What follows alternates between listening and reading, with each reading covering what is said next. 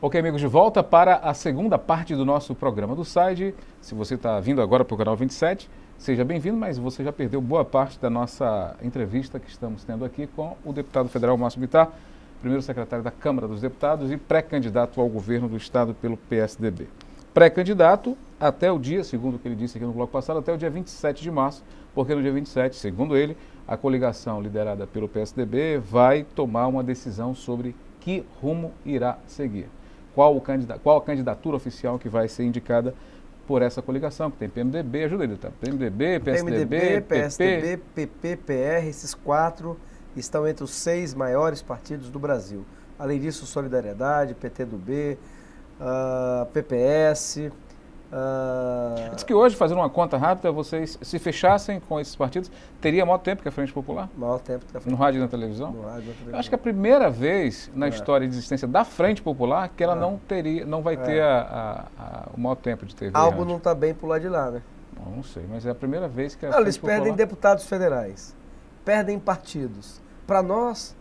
mas aí teve uma retomada. Eu queria também ouvir seu comentário sobre a volta do Fernandinho, que largou o PMDB e volta para o ninho da Frente Popular, inclusive com chance de ser nomeado secretário aí nos próximos dias, com a mudança do governo. Você sabia, Jorge Said, que eu passei agora por uma situação inusitada, né? Que o Silvio Martinello, e aí eu confesso que ele estava anos-luz à minha frente, ele fez uma frase que o Acre estava tudo dominado.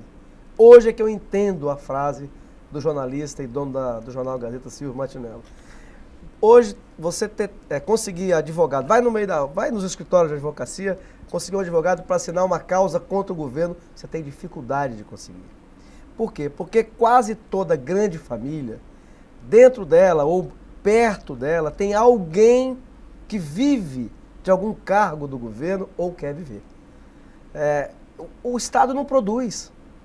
Olha essa alagação que está agora, em cima da BR-364, infelizmente, mas esse fato, ele causa uma reflexão, qual seja, o Acre, com a estrada fechada, entra em verdadeiro colapso. Nós não produzimos a salada que comemos. Vamos falar sobre isso já, mas eu quero saber a sua opinião da saída do Fernando da oposição. Não, o Fernando veio para cá, já voltou, mas ele estava onde em 2010? Com o PT. Então, nós vamos ter agora a eleição geral.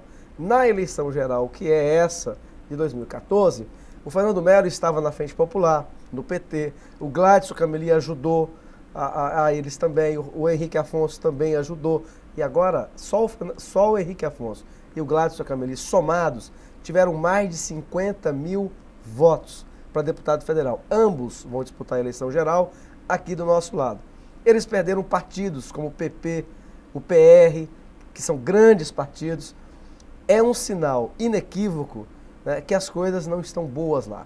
Aquele poder de atração que eles exerceram por muitos anos, acabou. Olha só, deputado, aí nos últimos dias está uma espécie de guerrinha, hein, já envolvendo o seu nome, nas redes sociais principalmente, mas em alguns sites de notícias também. A frente tentando desmoralizar um pouco da sua ação parlamentar e, de vez em quando, rolando um troco também, quer dizer, voltando... lá. Agora, recentemente, o senador Jorge Viana teria dito que a oposição tem problemas de desorganização, que ninguém confia em ninguém. Como é que o senhor respondeu isso, o senhor como uma liderança da oposição? O senador Jorge Viana é muito habilidoso, né? E foi um estadista maior do que o irmão dele, né? Diga-se de passagem, né? Pelo menos naquela época ele liderava o Estado, né? Ele tinha um pouco a grandeza de reunir a bancada, de ele assumir os assuntos do Estado, que o irmão não tem, né? Mas ele é muito habilidoso, ele gosta de jogar com as palavras. Na verdade, o que eles têm é um domínio do Estado. O Estado é dominado por eles. E a versão que eles criam de si mesmo e dos seus próprios atos, eles repetem à exaustão. O governador do estado do Acre, ele administra o estado talvez 5% do tempo. 95% do tempo é fazendo política partidária. 24 horas. O governador vai para o Juruá fazer um lançamento e entrega de tampa de caixa d'água. No Alto Juruá, Taumaturgo, Porto Walter, às vezes eles descem com 6 voos fretados para entregar objetos, potes de filtro de barro, que é mais caro a viagem do que o pote. Tudo isso é o quê? Política partidária. E, logicamente, que eles dominam o Estado. Milhares de cargos de confiança. As pessoas vão abanar a bandeira vermelha no meio da rua. Cargos de confiança. Agora, é dinheiro que tira da população, que tira da produção para dominar o Estado. Quem que decidiu a chapa do governo? O Tião Viana. Ele decidiu quem era a chapa. Quem é que não sabe que o Aníbal Diniz, senador pelo PT, a vaga era do PT, e ele disse, olha, eu não quero e pronto.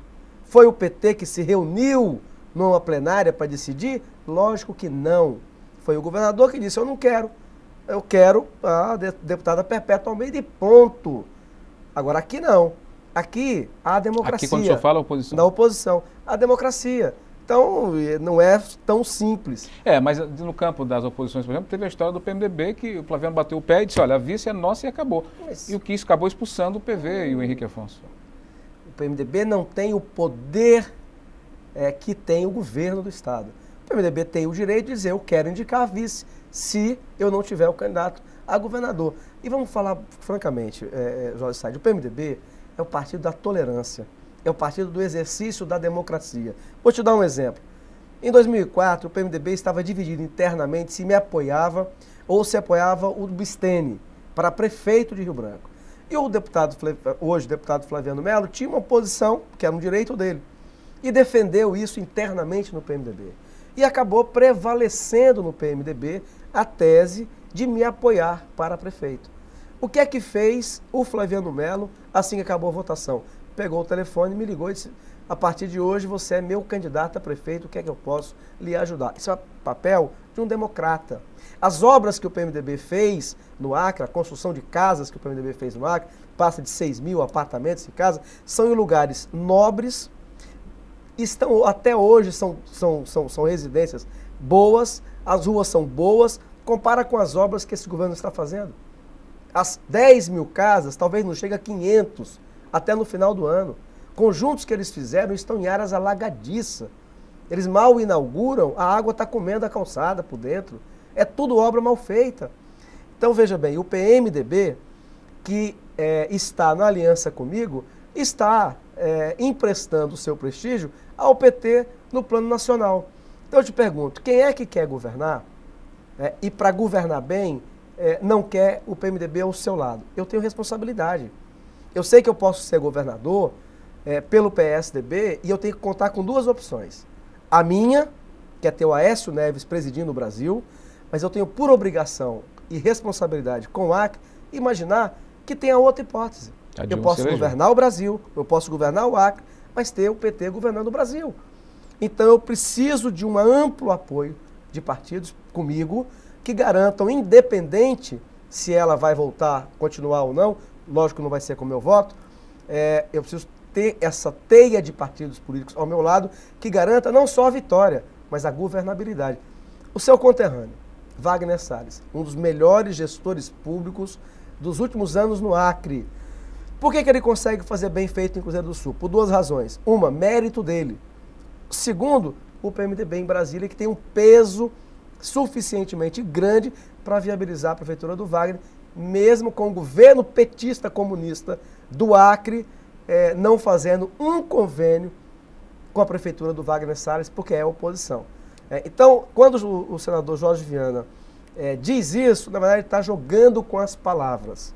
Porque, na verdade, o que tem na oposição é que não tem um dono, não tem um patrão na oposição. Então, é um processo de construção. Veja bem, Jorge Said, o que é que ferramentas eu tenho para juntar em torno do PSDB a maior aliança e hoje, com o maior tempo de televisão do que tem o governo? Eu não tenho as ferramentas que ele tem. Então, é o convencimento, a calma, a paciência, o amadurecimento e a compreensão dos colegas de que há que ceder aqui e ali para montar o que nós estamos fazendo. O tempo está caminhando para o final, deputado, e eu não posso deixar de falar do assunto do momento, que tem outros assuntos do momento, como é o caso dessa questão da segurança, das delegacias, enfim. Mas eu acho que vai passar batido esse assunto, não vai dar. Vamos à questão da enchente. A enchente do Rio Acre e a enchente que, quem diria, a enchente do Rio Madeira preocupa muito mais o Acre do que a própria enchente do Rio Acre. Essa é a conclusão que todo mundo está chegando. Quem quer governar o Acre, e parece que o senhor é uma dessas pessoas, tem que botar o olho e o pé lá na frente e ver o que fazer ou o que pensar em fazer, se ganhar a eleição, para evitar ou minimizar problemas como esse numa futura enchente. Há especialistas, por exemplo, que dizem, na questão ambiental, por exemplo, que a tendência agora é essa alta do rio ir acontecendo cada vez mais em função de ser um rio jovem e a sedimentação que vai vindo vai se acumulando na região das barragens, o que faz com que o nível do rio vá estar sempre estando elevado ano após ano. Quer dizer, sinal de que as coisas podem piorar muito. Uma pergunta rápida para a gente encerrar esse assunto e ouvir a sua opinião de uma vez por todas. Como é que o senhor está vendo isso? E eu queria ouvir mais. A bancada federal do Acre está sendo colocada em xeque porque parece que lambeu sabão nessa história da construção das hidrelétricas e não ter buscado mais informações sobre esses impactos. Como é que o senhor está acompanhando isso? Em primeiro lugar, eu quero completar aquele raciocínio. Nós vamos fazer uma reflexão. O PT governa o Acre há 16 anos e a realidade econômica do Acre é a mesma. Nós temos um estado parado, um estado economicamente atolado. A prova é que a alagação da BR-364 coloca em risco a sobrevivência do acreano. Nós não produzimos, eu quero repetir, nós não damos conta de produzir no estado a salada que vai para a mesa da gente. Quanto mais o arroz, os supermercados estão com mercadoria já, se demorar isso é um colapso no Acre. E o que é o outro lado da moeda, a continuidade disso.